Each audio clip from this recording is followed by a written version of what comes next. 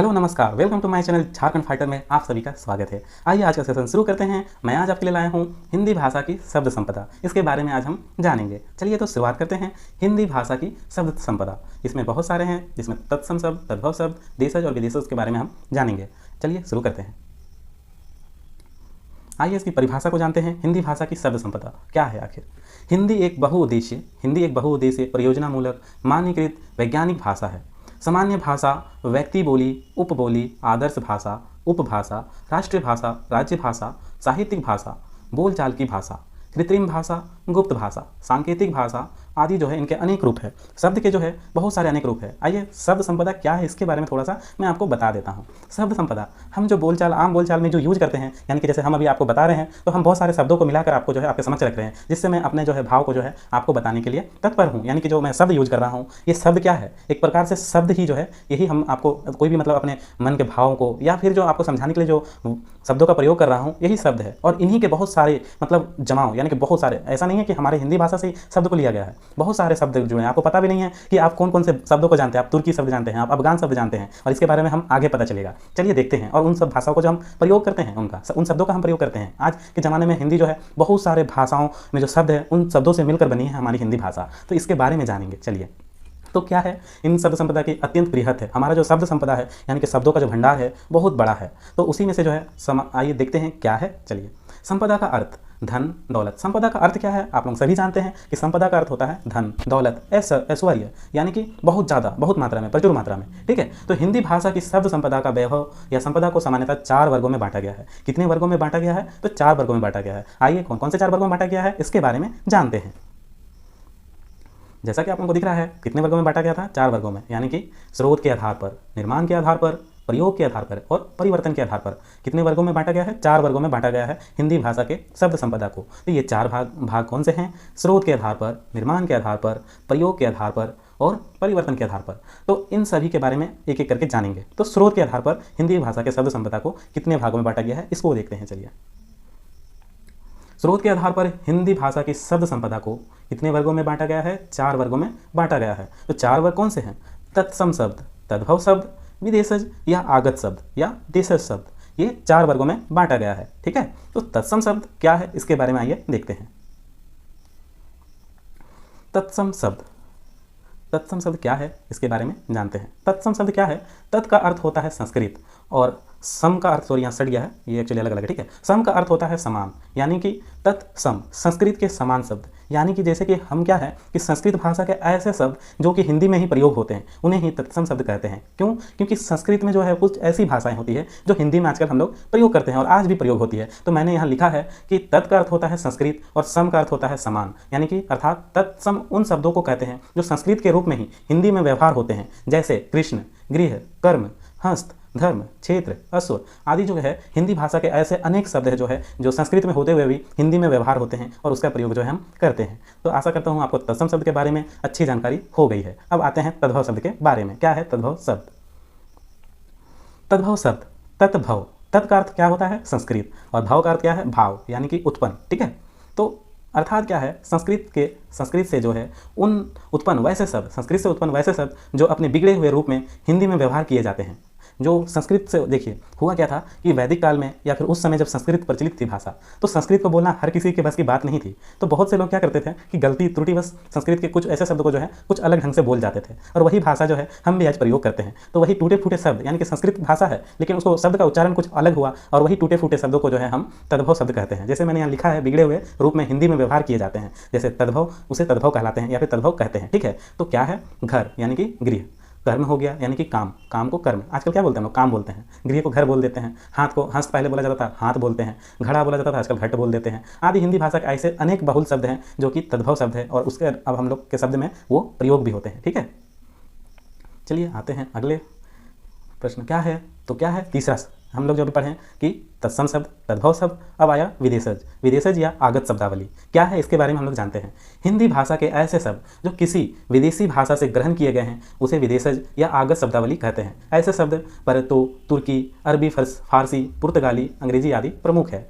विदेशज शब्द क्या है इसके बारे में आपको मैं बताता हूँ, छोटा सा जानकारी देता हूँ। विदेशज यानी कि विदेश से आए जो लोग थे हमारे भारत में, जब उस समय जो है सबसे पहले क्या आया था, पुर्तगाली लोगों जो है भारत में आए थे। इसके बाद हम लोग जाने तुर्की लोगों आए, अरबी लोगों आए, ये सब जो आए तो क्या हुआ कि इनके साथ साथ जो है इन्होंने जो शब्दों का प्रयोग किया ये हिंदी भाषा में भी जुड़ते चले गए और इसका भी प्रयोग आजकल होता है। तो आइए, पश्तो, पश्तो का अर्थ है अफगानिस्तान क्षेत्र। अफगानिस्तान से जो आए लोग थे यानी भारत की हिंदी में पश्तो शब्द का आगमन अफगानों द्वारा माना गया है। ठीक है, तो प्रसिद्ध वैज्ञानिक भोलानाथ तिवारी के अनुसार हिंदी में इसकी संख्या कितनी है, 100 है। मतलब ये जो शब्द है अफगानी शब्द है, इसकी संख्या कितनी है, 100 है, या 100 से अधिक भी मान सकते हैं। तो क्या है, पाठन। उदाहरण के लिए देखते हैं कि कौन कौन सा शब्द जो है अफगानी शब्द है और हमारे हिंदी के रूप में प्रयोग होता है। तो इन शब्दों को उदाहरण के रूप में देखते हैं। क्या है, पाठन, रोहेला, मटर गश्ती, गुंडा, तड़ाक, खराटा, खराटा हो गया, या तरह तहस नहस बोलते हैं ना, तो यहाँ तरह नहस या वही है। ठीक है, और टसमस हो गया, चक हो गया, पटाखा हो गया, ये सब क्या शब्द है, ये अफगान शब्द है जो हमारे हिंदी के रूप में हम लोग प्रयोग करते हैं और हमें पता भी नहीं था ना।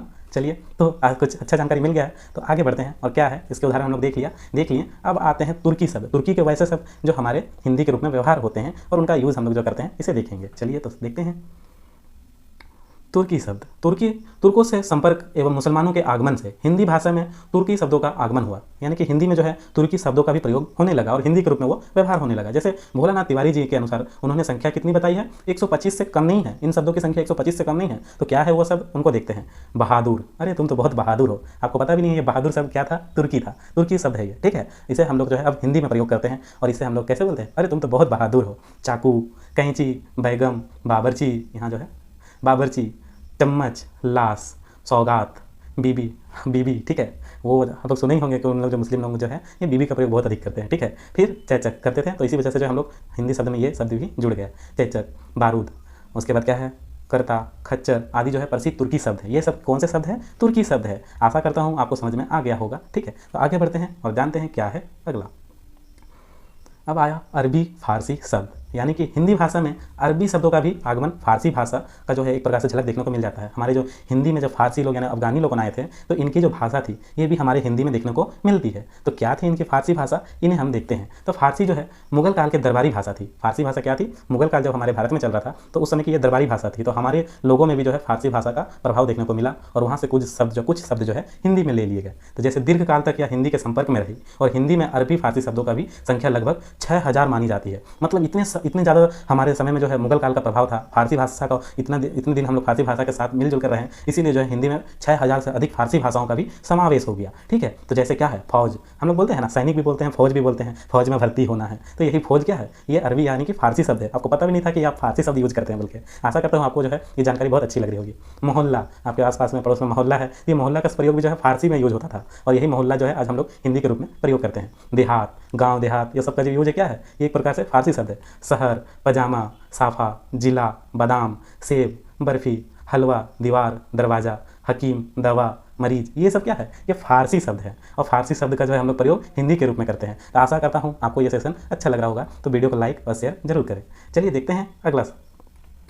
पुर्तगालियों से हमने कौन कौन से शब्द लिए हैं इन्हें देखेंगे। पुर्तगाली क्या है, पुर्तगालियों के भारत आगमन से हिंदी में पुर्तगाली शब्दों का भी आगमन हो गया और कितने शब्दों लगभग हैं, लगभग 100 से कम नहीं है। ठीक है, तो जैसे कौन कौन से शब्द है पुर्तगाली में, अलमारी, आलपीन, तौलिया, पपीता, नीलम, बाल्टी, कमरा, गमला आदि जो है ये पुर्तगाली शब्द है। तो हम जो है आम बोलचाल की भाषा में हमने जाना कि किन किन भाषाओं को जो है हम यूज़ करते हैं, किन किन भाषाओं के शब्दों को जो है हम यूज़ करते हैं हमारी आम बोलचाल की हिंदी भाषा में। तो हिंदी को ऐसे ही नहीं शब्द संपदा और वैभव के रूप में कहा गया है। हिंदी बहुत सारे शब्दों से मिलकर बनी है और ये आज हम लोग को पता चल रहा है। तो चलिए जानते हैं अंग्रेजियों से हम लोग जो है कौन कौन से शब्द लिए हैं। और कुछ तो हम ऐसा है कि अंग्रेजी शब्द को हिंदी भी नहीं जानते और हम अंग्रेजी शब्द ही यूज करते हैं और आपको पता भी नहीं होगा। तो चलिए देखते हैं। अंग्रेजों द्वारा भारत में लंबे समय तक शासन व्यवस्था जो है रहने के कारण हिंदी भाषा में अंग्रेजी के अनेक शब्द स्वतः ही आ गए हैं। यानी कि क्या हुआ कि अंग्रेज भी जो है हमारे भारत में बहुत दिनों तक शासन किए थे। इस वजह से जो है हमारे हिंदी में जो है अंग्रेजी भाषा का जो है स्वतः ही मतलब तुरंत ही मतलब कि ऐसे ही मतलब देखते देखते जो है हिंदी भाषा में अंग्रेजी भाषा का भी शब्द हम लोग प्रयोग करने लगे थे।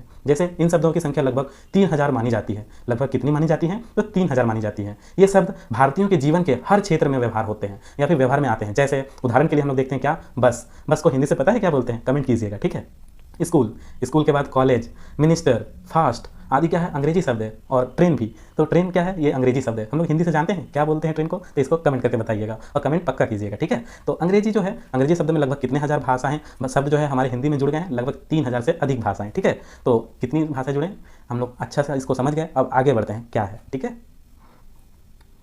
अंतिम है देशज शब्द। हम लोग जाने थे हिंदी शब्द संपदा को 4 भागों में बांटा गया। तो उसमें पहला क्या था, स्रोत के आधार पर। तो स्रोत के आधार पर कितने वर्गों में बांटा गया था, 4 भागों में बांटा गया था। पहले क्या था, तत्सम शब्द था, फिर क्या था, तद्भव शब्द था, फिर क्या था, विदेशज या फिर आगत शब्द। इसके बाद क्या है, देशज शब्द। तो विदेशज शब्द में हम लोग कितने भाषाओं का समावेश जाने हिंदी में, कितने शब्दों का, तो लगभग कितने कितने। तो सबसे पहले क्या था, अफगानों का, ठीक है, इसके यानी इनकी पश्तो, अफगानों का हो गया। इसके बाद किसके जाने, तुर्की, तुर्की के बाद अरब यानी कि फारसी भाषा। इसके बाद क्या था, तो पुर्तगाली भाषाओं का समावेश हुआ, और पुर्तगाली के बाद किसका हुआ, तो अंग्रेजों का हुआ। इसके बाद अंतिम क्या है, देशज शब्द। देशज का अर्थ क्या होता है, मैं आपको बता दूं कि हमारे देश की भाषा, हमारे जो देश में ये प्रयोग होने वाली भाषाओं को देशज भाषा कहते हैं। वही लिखा हुआ है यहाँ, हिंदी में प्रयोग होने वाले ऐसे शब्द जो अपने ही देश की विभिन्न बोलियों तथा क्षेत्रीय भाषा से आए हैं, उसे ही देशज शब्द कहते हैं। आशा करता हूँ आपको समझ में आ गया होगा। जैसे क्या है, टट्टू, तेंदुआ या फिर घपला, चूहा, धब्बा, खड़पट या फिर खड़खड़, खटपट, चटपट, ये सब क्या है, देशज भाषा है, हमारी देश की भाषा है, तो इसे देशज शब्द बोलते हैं। आशा करता हूँ आपको ये समझ में आ गया होगा। और आइए अगले की ओर चलते हैं। क्या है अगला प्रश्न, देखते हैं। हमने 4 जाने था, हमने हिंदी शब्द संपदा को 4 भागों में विभक्त किया था। तो 4 भागों में पहला क्या था, स्रोत के आधार पर। तो स्रोत के आधार पर हमने जान लिया। अब आते हैं निर्माण के आधार पर। हालांकि ये उतना इंपॉर्टेंट नहीं है, क्योंकि हमारे सिलेबस के अकॉर्डिंग केवल उतना वहीं तक पढ़ना था, लेकिन थोड़ा सा हम लोग इनको जानना जरूरी है, इसीलिए मैं आपको ये बता देता हूँ। चलिए, निर्माण के आधार पर क्या है, आपको मैं बता दूं कि निर्माण के आधार पर और दृष्टि से लगभग 3 वर्गों में इसे बांटा गया है। निर्माण के आधार पर कितने वर्गों में बांटा गया है, तो 3 वर्गों में बांटा गया। पहला क्या है, रूढ़, यौगिक और योग रूढ़, ठीक है। तो रूढ़ शब्द क्या है, इसके बारे में मैं आपको बताता हूँ। हिंदी भाषा के वैसे शब्द जो क्या है, टुकड़े में जो है हम उनका कोई अर्थ नहीं निकाल सकते, लेकिन उसको जब जोड़ेंगे तभी हम उसका जो है अर्थ को हम लोग निकाल पाएंगे। जैसे यहाँ लिखा हुआ है, हिंदी के ऐसे शब्द जिन्हें खंड या टुकड़े किए जाने पर अलग अलग कोई अर्थ प्रतीत ना हो, यानी कि कुछ अर्थ का कोई मतलब ना निकल का है, उसे रूढ़ शब्द कहते हैं। जैसे क्या है, सिर, हाथ, पैर, जल आदि क्या है, ये रूढ़ शब्द हैं। लेकिन अगर ये जो शब्द है इनको अगर अलग अलग कर दे, यानी कि हम लोग जैसे हाथ पढ़े, हा को अलग कर दे, आ को अलग कर दे, तो क्या हो गया, हा आ, ये तो कोई शब्द मतलब कोई अर्थ निकल के नहीं आ रहा है दोनों को अलग करने के बाद। तो यही है रूढ़ शब्द। अब आते हैं यौगिक शब्द। यौगिक शब्द क्या है, इसके बारे में पहले आपको पढ़ देता हूँ, फिर आप लोगों को बताता हूँ। यौगिक हिंदी के ऐसे शब्द जिन्हें खंड या टुकड़े किए जाने पर उन्हें अलग अलग खंडों में अर्थ जो है स्पष्ट हो, यौगिक शब्द कहलाते हैं। जैसा कि रूढ़ था, उसमें अलग करने के बाद जो है हम लोग को मतलब उस शब्द का कोई मतलब निकल कर नहीं आता है, तो इसमें उल्टा है। यौगिक में क्या है कि दोनों को अलग करने के बावजूद भी उन दोनों के अलग अलग शब्दों का अलग अलग अर्थ हमारे सामने आता है, या फिर उसका जो अलग अलग अर्थ होता है उसे यौगिक कहते हैं, यानी कि यौगिक यानी कि अलग हो गया। जैसे कैसे, कौन कौन से शब्द, हाथ यानी कि हथगोला, ये हथगोला क्या है, हाथ और गोला, इन दोनों को अलग कर दिए तो भी समझ में आ रहा है, हाथ और गोला यानी कि कुछ बोल, ठीक है। इसके बाद है हिम आलय। हिम आलय को जो है हम संधि विच्छेद कर दिए, यानी कि हिम और आलय। हिम का अर्थ क्या होता है, बर्फ, आलय का अर्थ आप लोग कमेंट कीजिएगा, ठीक है। चलिए, योग रूढ़ क्या है, हिंदी के ऐसे शब्द जो अपने सामान्य अर्थ को छोड़कर विशेष अर्थ ग्रहण करते हैं उसे योग रूढ़ कहते हैं। हिंदी के मतलब इसको समझिए अपने शब्दों में, हम लोग जानते हैं कि क्या है योग रूढ़। तो योग रूढ़ क्या है, हम कुछ ऐसे शब्दों का प्रयोग किए लेकिन उसका जो मतलब कुछ और निकल के आ रहा है, उसे ही योग रूढ़ कहते हैं। उदाहरण के लिए आप लोगों को उदाहरण देंगे तो समझ में आ जाएगा। नीलकंठ, जिसका नीला हो कंठ, नीलकंठ कहलाता है। यानी कि हम लोग को नीलकंठ के बारे में बताना था, लेकिन हम लोग जो है अलग शब्द प्रयोग किए। नीला हो कंठ जिसका, उसे क्या कहते हैं, तो नीलकंठ कहते हैं। तो ऐसे शब्द जो है क्या है, योग रूढ़ कहलाते हैं। चलिए, आशा करता हूँ आपको निर्माण के आधार पर इन तीनों को बारे में समझ में आ गया होगा, रूढ़, यौगिक और योग रूढ़ किसे कहते हैं। चलिए, तो आगे बढ़ते हैं। चलिए, प्रयोग के आधार पर हम लोग जानेंगे। अब प्रयोग के आधार पर हम लोग अभी 4 भागों में बांटा था हिंदी शब्द संपदा को, ये जाने तो इन चारों में से है 2 को हल कर चुके हैं, और तीसरे शब्द के बारे में देखते हैं। प्रयोग के आधार पर, प्रयोग के आधार पर जो है हिंदी शब्द संपदा को 2 भागों में बांटा गया है। कौन सा, सामान्य शब्द हो गया और परिभाषित शब्द हो गया। सामान्य शब्द मतलब समझिए, हिंदी के मतलब, चलिए देख लेते हैं, पढ़ लेते हैं, फिर आपको बता देता हूँ। हिंदी के ऐसे शब्द जिनका व्यवहार सामान्य रूप से होता है उसे सामान्य शब्द कहते हैं। जैसे पानी, मकान, खाना, खेलना, पढ़ना, काम करना, ये सब जो है अच्छा बुरा, ये सब क्या है, सामान्य शब्द है, यानी कि हमारे प्रयोग में लाए जाने वाले शब्द है सामान्य। और परिभाषित मतलब समझ में आ रहा है ना, परिभाषित मतलब किसी चीज़ को परिभाषित करते हुए शब्द, उसे परिभाषित शब्द कहते हैं। जैसे वैसे शब्द यानी ऐसे शब्द जो विशिष्ट विषयों में विशिष्ट अर्थ में प्रयुक्त हो, उसे परिभाषित शब्द कहते हैं। जैसे इसका अर्थ क्या है, अर्थशास्त्र के लिए हम लोग क्या है, संपत्ति, मांग, पूर्ति, उत्पादन, ये सब क्या है, परिभाषित शब्द है। टंग प्रॉब्लम हो जाता है, कोई बात नहीं, क्षमा कीजिएगा, ठीक है। तो समर्पित या फिर संपत्ति, मांग, पूर्ति, उत्पादन, ये सब क्या है, अर्थशास्त्र के परिभाषित शब्द है, तो इसे हम परिभाषित शब्द कहते हैं। और विज्ञान के लिए प्रयोग करने वाले जैसे प्रयोग हो गया, प्रतिक्रिया हो गया, अनुकरण हो गया। अब मान लीजिए प्रतिक्रिया, आपकी जो है, आपने जो है एक लड़की को देखा और जाने के बाद जो है आप उनको मतलब कि प्रपोज कर दिए, और उसके बाद जो है वहाँ से पड़ा एक थप्पड़, तो ये आपने किया था क्रिया और उधर से मिला प्रतिक्रिया, तो यही जो है प्रतिक्रिया है, ठीक है। तो ये क्या है, एक प्रकार से परिभाषित शब्द है। आशा करता हूँ आपको समझ में आ गया होगा। चलिए आगे बढ़ते हैं। और क्या है, चौथा, चौथा क्या था, परिवर्तन के आधार पर। हमने क्या क्या देखा इसके बारे में फिर से डिस्कस करेंगे, पहले इसको पढ़ लेते हैं। परिवर्तन के आधार पर, परिवर्तन के आधार पर हिंदी शब्द संपदा को कितने वर्गों में बांटा गया है, तो 2 वर्गों में, विकारी शब्द और अविकारी शब्द। विकारी शब्द क्या है इसके बारे में पढ़ते हैं, फिर आपको बताता हूँ। जिन शब्दों का रूप परिवर्तन होता है उसे विकारी शब्द कहते हैं, जैसे कुत्ता, खाना, वाह, आना आदि संज्ञा, सर्वनाम, विशेषण, क्रिया आदि विकारी शब्द हैं। क्या है ये, तो विकारी शब्द हैं। तो विकारी शब्द का आशा करता हूँ आपको समझ में आ गया होगा। आगे बढ़ते हैं, अविकारी शब्द।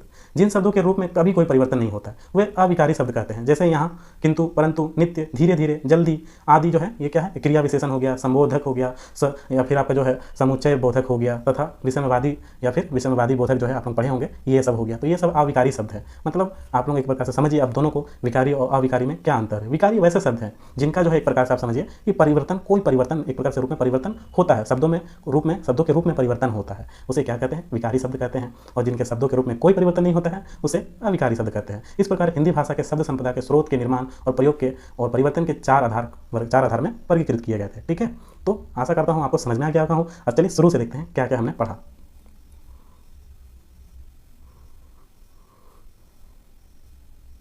देखिए, हिंदी भाषा की शब्द संपदा क्या थी इसके बारे में मैंने आपको बताया, और इसके कितने रूप भाग में बांटा गया, तो 4 भाग में। कौन से 4 भाग, स्रोत के आधार पर, निर्माण के आधार पर, प्रयोग के आधार पर और परिवर्तन के आधार पर। अब क्या हुआ कि स्रोत के आधार पर भी जो है 4 वर्गों में बांटा गया था, तत्सम शब्द, तद्भव शब्द, विदेशज शब्द और आगम शब्द और देशज शब्द। और इसके बारे में मैंने आपको बताया, तद्भव शब्द, तत्सम, तद्भव, इसके बाद विदेशज हो गया, फिर तुर्की हो गया, फिर अरबी, फारसी और पुर्तगाली, अंग्रेजी और देशज शब्द। इसके बाद हमने पढ़ा निर्माण के आधार पर। निर्माण के आधार पर कितने वर्गों में बांटा गया था, 3 वर्गों में बांटा गया था, रूढ़, यौगिक और योग रूढ़। इसके बाद क्या पढ़ा, प्रयोग के आधार पर। प्रयोग के आधार पर कितने वर्गों में बांटा गया था, 2 वर्गों में, सामान्य शब्द, परिभाषिक शब्द। इसके बाद क्या है, परिवर्तन के आधार पर। इसके परिवर्तन के आधार पर कितने वर्गों में बांटा गया, तो 2 वर्गों में, विकारी और अविकारी शब्द। आशा करता हूँ आपको यह वीडियो के माध्यम से मैंने जो समझाने का प्रयास किया वो समझ में आ गया होगा, और मैंने सरल भाषा में आप लोगों को समझाने का प्रयास किया हूँ। आशा करता हूँ मेरी मेहनत जो है बेकार नहीं जाएगा और आप लाइक, शेयर एंड सब्सक्राइब जरूर करें। ठीक है, चलिए तो आज का सेशन समाप्त करते हैं। बड़ों का सम्मान कीजिएगा और छोटों को खुश रखिएगा। धन्यवाद। आपको इसका PDF जो है इसके लिंक डिस्क्रिप्शन लिंक पे मिल जाएगा। चलिए, धन्यवाद।